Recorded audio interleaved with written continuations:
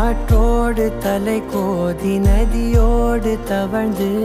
உயிரோடு உயிராக உறவாடும் அழகே பனியோடு விளையாடி மலரூஞ்சலாடி